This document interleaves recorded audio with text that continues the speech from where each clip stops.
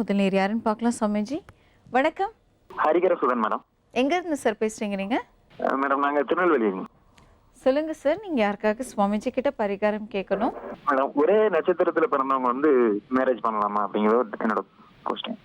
கண்டிப்பா கேட்கலாங்க சார். உங்களுடைய பிறந்த தேதி, ராசி, நட்சத்திரம் சொல்லுங்க. என்னோட பிறந்த தேதி 10/12/93. ராசி நட்சத்திரம் துலாம் ராசி, சுவாதி நட்சத்திரம். நீங்க விரும்புற பொண்ணுக்கும் ஒரே நட்சத்திரம், ஒரே ராசி? ஆமா ஆமா ஆமா. சரிங்க சார், இது குறித்து நம்ம சுவாமிஜி கிட்ட கேட்டு தெரிஞ்சுக்கலாம்.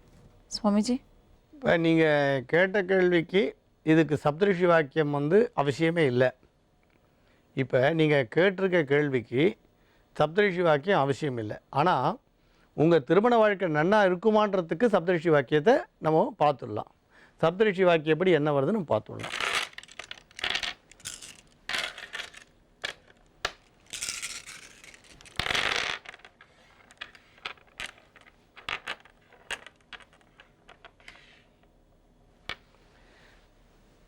உங்கள் மன வாழ்க்கையில் எந்த இடைஞ்சலும் வராது, பயப்படாதீங்க. கல்யாணம் ஆரம்பத்தில் தான் இடைஞ்சல்கள் தொல்லைகள்லாம் உண்டு. கல்யாணத்துக்கு அப்புறம் பயப்பட வேண்டிய அவசியம் இல்லை. இப்போ நீங்கள் ஒவ்வொரு வருஷமும் கல்யாணமான அந்த மாதம் அதே நட்சத்திரம் வரும்பொழுது நீங்கள் சிவாலயம் போய் சிவபெருமானுக்கு அபிஷேகம் பண்ணி வில்வத்தால் அர்ச்சனை பண்ணுங்கள். வில்வத்தால் அர்ச்சனை பண்ணுங்கள். பவழமல்லி மரக்கன்று ஒன்று நடுங்க. இது உங்கள் வாழ்க்கையை செழுமையாக வச்சுருக்கோம்.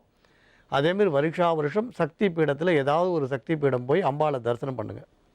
இப்போ நீங்கள் கேட்டீங்க ஒரே நட்சத்திரத்தில் சேர்ந்து 2 பேர் கல்யாணம் பண்ணலாமா.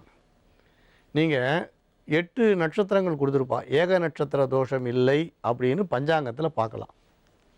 அப்போ முதல் பாயிண்ட்டு, ஒரே நட்சத்திரம் பண்ணவே கூடாதுன்ற வார்த்தை அடிபட்டு போச்சு. ஒரே நட்சத்திரம் பண்ணக்கூடாது. இந்த நட்சத்திரங்கள் நீங்கள் பார்த்தீங்கன்னா திருவாதிரைன்னு வரிசையாக கொடுத்துட்டு வருவா. அந்த 8 நட்சத்திரம் தோஷம் இல்லைன்னு சொல்லும்போது ஏக நட்சத்திர தோஷம் அடிபடுறது. அப்புறம் மிருகசீரிஷம், மகம், சுவாதி, அனுஷம், இந்த 4 நட்சத்திரத்தில் ஆண் பெண் பிறந்தால் பொருத்தம் பார்க்க வேண்டிய அவசியம் இல்லைன்னு சொல்கிறான்.